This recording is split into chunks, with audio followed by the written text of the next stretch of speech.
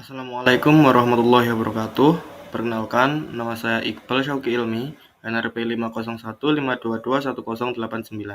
Kali ini saya akan mempresentasikan tugas dari mata kuliah Hukum dan Administrasi Perencanaan kelas D. Tugas ini berjudul Ketidaksesuaian Penggunaan Lahan di Jalan Keputih Tegal Timur, RT 6 dan RW 8.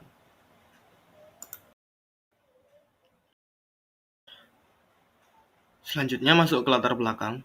Perlindungan hak atas tanah menjadi penting guna memberikan perlindungan bagi pemilik tanah dari adanya konflik akibat pengakuan hak atas tanah oleh orang lain dan penyalahgunaan bidang tanah terhadap zona peruntukannya. Hak atas tanah menjadi suatu topik yang rentan konflik karena aspek sumber daya bagi manusia untuk hidup dan aspek ekonomi selalu naik. Adanya kepastian perlindungan atas hak tanah dapat mengoptimalkan pemanfaatan dan penggunaan tanah sehingga dapat mendorong pembangunan di area tersebut. Tempat ini yang berlokasi di Jalan Keputih Tegal Timur, RT 6 RW 8, jika dilihat berdasarkan existing merupakan daerah pemukiman padat penduduk. Area ini memiliki beberapa permasalahan seperti lokasi pemukiman yang kurang ideal, dikarenakan ruang terbuka hijau yang minim, tidak adanya lokasi untuk pemusatan pengolahan sampah, dan kondisi jalur drainase yang buruk. Dalam langkah percepatan penyelesaian masalah tersebut, maka diperlukan pemahaman secara menyeluruh aspek infrastrukturnya, lingkungan, dan sosial masyarakat di area tersebut. Analisis mengenai legalitas bidang tanah pada area ini merupakan langkah awal terkait untuk menjamin tindakan penyelesaian masalah tersebut secara berkelanjutan. Legalitas bidang tanah pada area ini perlu diketahui agar ada kepastian dalam menjalankan perbaikan dan penyelesaian permasalahan tersebut di atas bidang tanah yang legal, sehingga resiko konflik mengenai pertanahan baik antara masyarakat dan pemerintah dapat diminimalkan.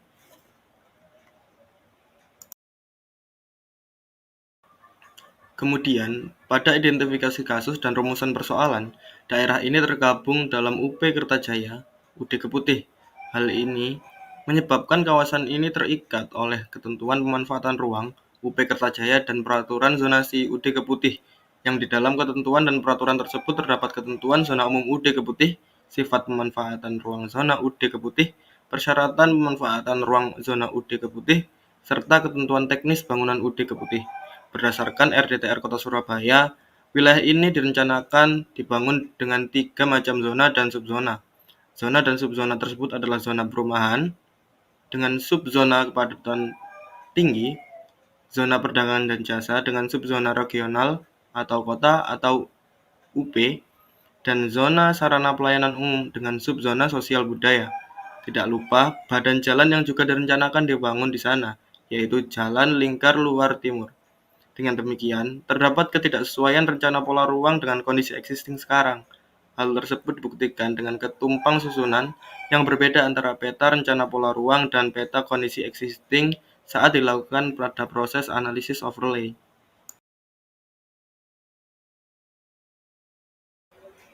Nah, dalam kasus ini dapat memiliki landasan peraturan, yaitu RDTR Kota Surabaya yang dapat diakses pada situs DPR KPP Kota Surabaya, dan juga berdasarkan Peraturan Daerah Nomor 8 Tahun 2018 tentang Rencana Detail Tata Ruang dan Peraturan Zonasi Kota Surabaya tahun 2018 sampai 2038.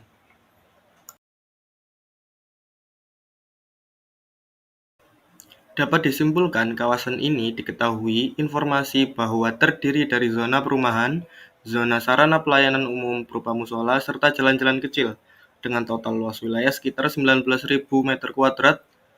Area kurang lebih 90% adalah lahan yang telah terbangun. Selain itu juga terdapat kurang lebih 180 persil bangunan yang ada di area kawasan tersebut. Nah, penggunaan lahan pada kawasan ini tidak sesuai dengan rencana pola ruang Kota Surabaya, yang berarti menandakan bahwa kawasan ini belum legal.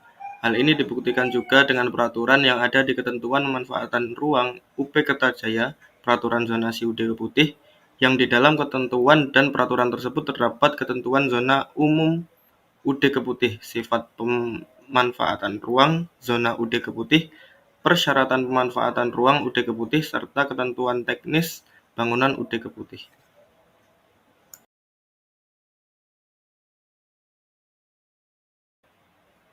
Selanjutnya, kami memberikan rekomendasi dan solusi. Yang pertama, segera memberi kejelasan dengan cara mensosialisasikan status dan perencanaan ke depan tentang kawasan yang telah dihuni oleh penghuninya.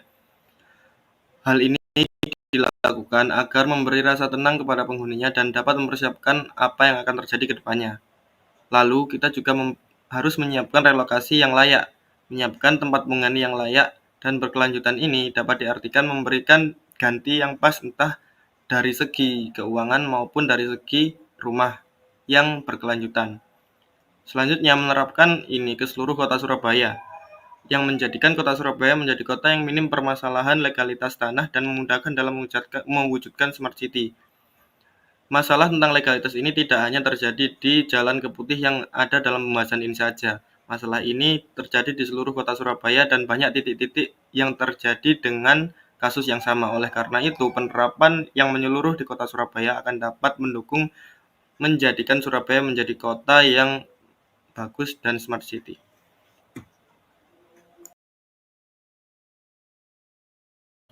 Sekian dari saya. Terima kasih. Wassalamualaikum warahmatullahi wabarakatuh.